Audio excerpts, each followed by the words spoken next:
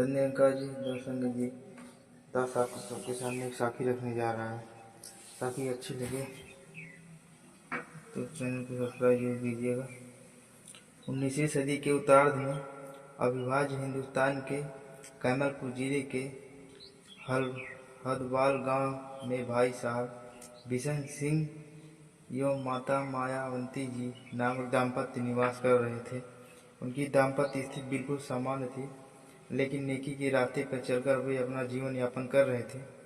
धार्मिक वृत्ति रखने के कारण सदाचारी और नेकी के रास्ते पर चलने वाले परिवार के रूप में वे उस क्षेत्र में सुपरिचित थे।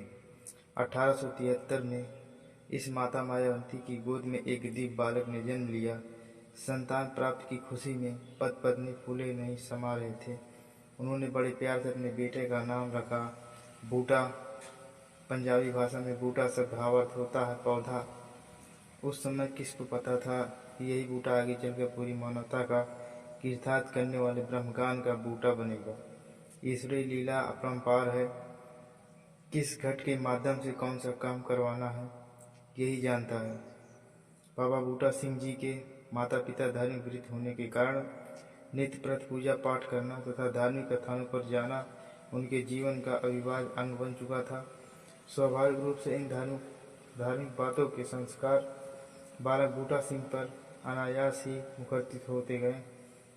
भागवत भक्ति में बाबा बूटा सिंह जी की रुचि बचपन से ही देखी गई। जब उनके संगी साथी खेल कूद मौज मस्ती शरारती में लगे रहते थे, उस समय बालक बुजुर्गों की संगत में बैठकर प्रभु की चर्चा में भाग लेता था। हर चर्चा करने से उसे बड़ा आनंद आता था। बाबा बूटा सिंह जी 3 भाई और एक बहन थी, लेकिन अन्य भाई बहनों से इनका स्वभाव बिल्कुल अलग था। माता पिता के साथ गुरुद्वारे में जाकर शांत भाव से कीर्तन सुनना उन्हें बेहद पसंद था। इस संगत का प्रभाव यह हुआ कि बचपन में ही उन्होंने कीर्तन करना आरंभ कर दिया। उनकी आवाज़ बहुत मधुर थी। जब वे गाना गाते थे तो श्रोता मंत्रमुग्ध हो जाते थे। ऐसा प्रतीत होता कि निरंकार प्रभु इस बालक को भक्तिमय संस्कारों का रसपान कराकर उस समय से मानव विजय के भविष्य के लिए तैयार रहा है। इस तरह बाबा बूटा सिंह जी बचपन भक्तिमय वातावरण में आनंदपूर्वक व्यतीत किया। दास जी का कहना धन्यवाद।